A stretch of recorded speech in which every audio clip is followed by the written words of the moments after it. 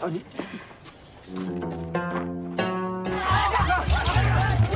맞지? 제가 맞춤 주문한 거거든요.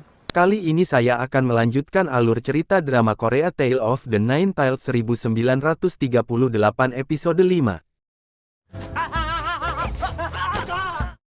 Setelah mengalahkan Jun Daesung dan anak buahnya, Lee Yeon lalu menghapus ingatan mereka semua.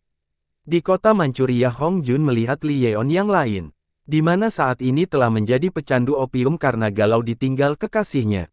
Ketika Hong Jun akan pergi, tiba-tiba Lee Yeon bangun dan memeluknya dari belakang. Lee Yeon menganggap jika Hong Jun adalah mantan kekasihnya yang telah meninggal. Hal itu membuat Hong Jun kesal dan marah kepada pria tersebut. Di kota Gyeongseong, Sun Wo menyadari jika Shinju adalah pencuri yang merampok rumahnya beberapa hari yang lalu. Dia memotret pria tersebut dan mengancam akan menyebarkannya di surat kabar. Hal itu membuat Shinju panik, dia meminta Sun Wo menghapus fotonya tadi. Tapi tanpa sengaja, Sun Wo merobek kemeja Shinju. Dia kaget melihat luka tembak Ainju sebelumnya sembuh dengan sangat cepat. Mengetahui jika Shinju memiliki kekuatan khusus, dia bersikap agak lembut dari sebelumnya. Jenderal Kato marah karena Jun Daesung gagal menculik Miho. Apalagi mereka semua juga tidak bisa mengingat apa yang telah terjadi. Salah satu anak buahnya lalu melapor jika bayi yang mereka cari itu berada di penginapan Myoyongak. Jenderal Kato tahu jika penginapan Myoyongak milik Hong Jun. Jun Daesung mengatakan jika dia bisa membantu, dikarenakan adiknya menjadi gisaeng di sana. 어디요?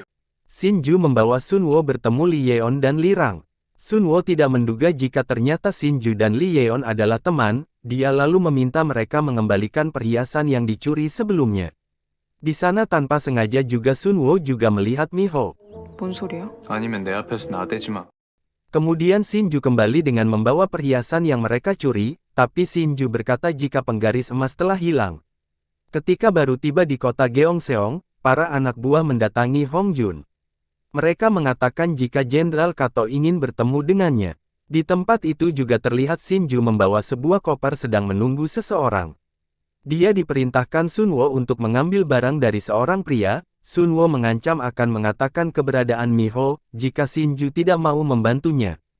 Shinju akhirnya bertemu dengan orang yang dimaksud, mereka lalu bertukar koper dan langsung pergi dari sana. Di tempat lain Hong Jun bertemu dengan Jenderal Kato, di mana tujuan pertemuan mereka itu berhubungan dengan bayi ajaib yang saat ini berada di Myoyongak. Jenderal Kato meminta Hong Jun membawakan bayi itu kepadanya, namun Hong Jun menolak. Lalu kemudian mereka memperlihatkan kepala komandan Jepang yang dibunuh Hong Jun sebelumnya. Diketahui sebelum kematiannya, si komandan mengunjungi Myoyongak dan mengganggu salah seorang gisaeng di sana. Saat ini Jenderal Kato telah menangkap gisaeng tersebut, yang mana setelah disiksa, gisaeng yang bernama Anggrek itu mengakui jika dialah yang telah membunuh si komandan. Jenderal Kato mengancam akan mengeksekusi Anggrek jika Hong Jun tidak menyerahkan bayi tersebut. Demi menyelamatkan nyawa pelayannya, Hong Jun memasuki kamar Lee Yeon di saat semua orang telah tertidur lelap. Dia lalu membawa Miho dari sana dan akan menyerahkannya kepada Jenderal Kato. Di sisi lain Jenderal Kato memerintahkan bawahannya pergi ke Myoyongak untuk melihat keadaan, dia khawatir jika Hong Jun akan menipu mereka. Di sana bawahannya itu melihat Lee Yeon sangat marah mengetahui Miho dibawa pergi oleh Hong Jun. Asisten Hong Jun berkata jika Hong Jun terpaksa membawa Miho demi menyelamatkan Anggrek yang ditahan oleh Jenderal Kato. 만일 정오까지 소식이 없으면 예. Hong Jun kembali ke tempat Jenderal Kato dengan membawa Miho, dan menyerahkannya kepada si topi bambu. Tapi pria itu curiga jika bayi itu bukanlah bayi yang dia cari, jadi dia tidak mau menunjukkan titik lokasi keberadaan emas. Hong Jun kemudian menghampiri si topi bambu, dia mengambil selimut bayi itu dan memberikannya kepada si topi bambu. Hong Jun berkata jika selama ini Lee Yeon selalu menjaga bayi itu dengan sangat tulus. Setelah mencium selimut bayi tersebut, si topi bambu pun akhirnya memberikan titik pada sebuah peta. Di mana titik itu tertuju pada sebuah sungai yang berada di lokasi tambang emas. Di tempat lain, adiknya Jun Daesung yang bernama Apricot menanyakan keberadaan anggrek kepada kakaknya itu. Dia mengancam akan bunuh diri jika kakaknya itu tidak memberitahukan keberadaan anggrek. 난 저 어디냐고! Berdasarkan informasi dari Apricot, saat ini anggrek ditahan di kantor kepolisian Jepang. Lee Yeon dan Shin Ju lalu menyusup ke sana dengan menyamar sebagai petugas. Di lokasi tambang para pekerja mulai melakukan penggalian mencari emas di dalam sungai. Tapi setelah lama mencari, mereka tidak menemukan emas-emas tersebut. Tiba-tiba si topi bambu memasuki sungai. Setelah beberapa lama pria itu kembali muncul dengan menggenggam emas di tangannya. Hong Jun yang menyaksikan hal tersebut merasa jika rencananya telah berhasil. Karena ternyata sebelumnya dia bersama Lee Yeon dan Lee Rang telah bekerja sama. Di mana Lee Rang menyamar sebagai bayi itu, sedangkan Lee Yeon akan menyelamatkan anggrek. Di tempat lain Lee Yeon dan Shin Ju menanyakan tempat ditahannya anggrek kepada salah seorang petugas, mereka mengatakan jika Jenderal Kato mengutus mereka untuk memindahkan tahanan tersebut. Petugas itu lalu memberitahu jika anggrek saat ini berada di ruang interogasi. Lee Yeon dan Shin Ju lalu memasuki ruang interogasi dan kemudian melepaskan anggrek. Tapi ketika mereka akan pergi, utusan Jenderal Kato tiba di tempat tersebut untuk membawa anggrek. Sehingga penyamaran Lee Yeon dan Shin Ju pun diketahui. Di pertambangan, anak buah Jenderal Kato meminta si topi bambu menunjukkan semua titik keberadaan emas-emas di tambang tersebut. Tapi setelah si topi bambu menunjukkan lokasinya, tanpa diduga pria itu menembaknya. Hong Jun sangat marah, tapi dia tetap bersabar karena masih menunggu kabar dari Lee Yeon. Sementara itu saat ini Lee Yeon dan Shin Ju berusaha kabur dari kejaran para petugas. Lee Yeon lalu menyuruh Shin Ju membawa anggrek kabur, sementara itu dia akan mengecoh para petugas dengan merubah penampilannya sebagai anggrek.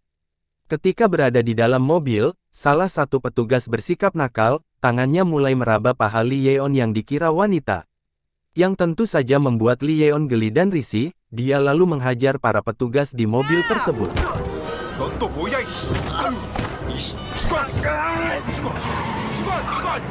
Lee Yeon kemudian menemui Shin Ju yang juga berhasil kabur bersama anggrek. Dia lalu memberikan tanda kepada Hong Jun jika misi penyelamatan telah berhasil. Setelah melihat tanda dari Lee Yeon, Hong Jun berencana merebut kembali peta tambang emas dari tentara Jepang tersebut. Sedangkan anak buah Jenderal Kato berencana akan menembak bayi tersebut, tapi tanpa dia duga, bayi itu menghindar dan berubah menjadi Lee Rang, dan pertarungan dua lawan banyak pun terjadi.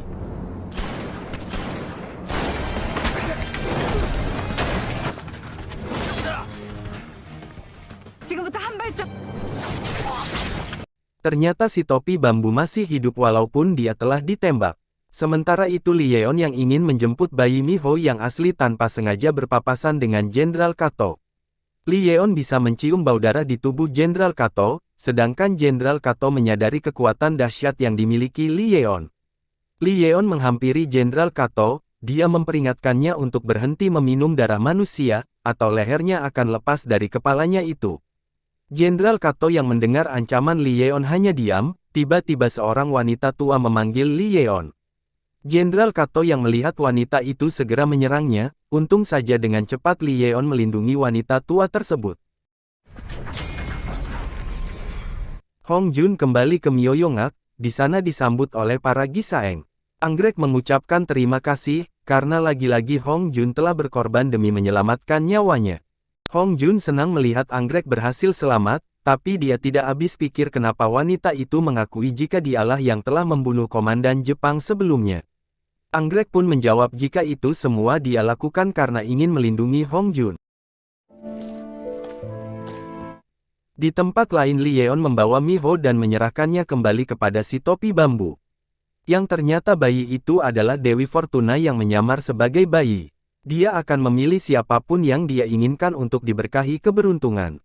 Shin Ju sangat sedih karena harus berpisah dengan Miho, karena selama ini dia telah menganggap Miho seperti anaknya sendiri. Dewi Fortuna berkata kepada si topi bambu, jika suatu saat Li Yeon akan bertemu dengan kekasihnya kembali, tapi Li Yeon akan kehilangan arah karena takdir yang harus dia lalui. Si topi bambu lalu memberikan jejak bintang biduk di lengan Li Yeon. Dia berkata jika Li Yeon bisa menggunakannya jika suatu saat dia berada dalam kesulitan.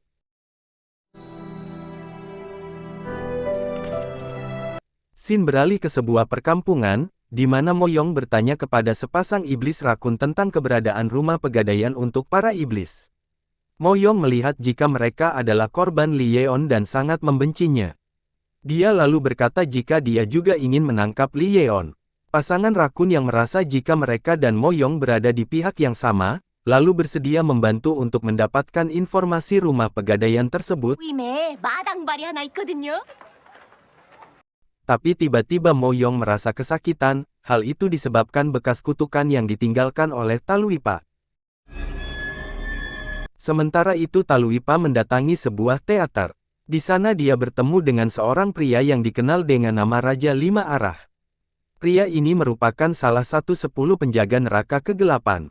Taluipa bertanya siapa yang telah membebaskan Mo Yong dari neraka kegelapan. Dia berkata jika Raja Lima Arah tidak becus melakukan pekerjaannya sebagai salah satu penjaga neraka kegelapan. Perkataannya itu membuat Raja Lima Arah marah, dia tidak terima dengan semua tuduhan Taluipa. Raja Lima Arah berkata jika kemungkinan ada dewa lain yang telah membebaskan Mo Yong.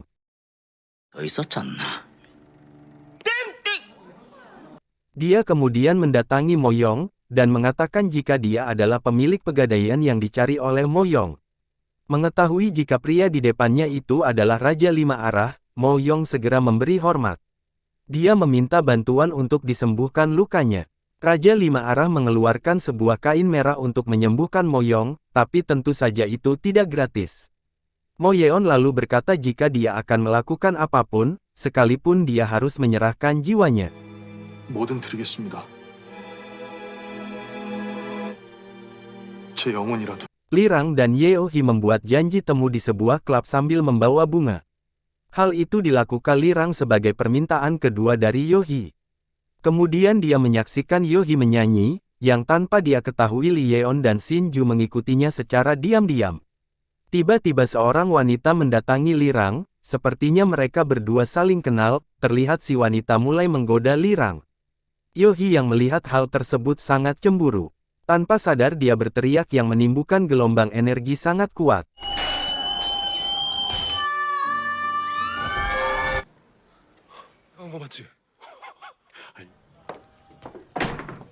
Yeohee berpikir jika kencannya kali ini telah gagal total, dia lalu berencana untuk segera pulang. Tapi ternyata Lirang justru sangat menyukai aksi Yeohee tadi, dia tidak menyangka jika Yeohee memiliki kekuatan yang sangat hebat. Tiba-tiba Shinju bersin, sehingga Lirang tahu jika Li Yeon dan Shinju mengikutinya. Dia pun lalu membawa Yeohee segera kabur dari sana.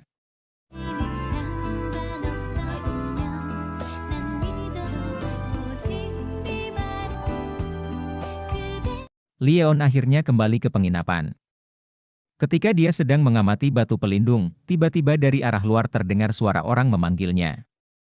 Li Yeon keluar mengecek suara tersebut, dia kaget mengetahui jika Mo Yong tiba-tiba berada di sana. Li Yeon segera memeluk sahabat lamanya tersebut, tapi kemudian dia curiga jika pencuri bertopeng yang selama ini dia cari adalah Mo Yong.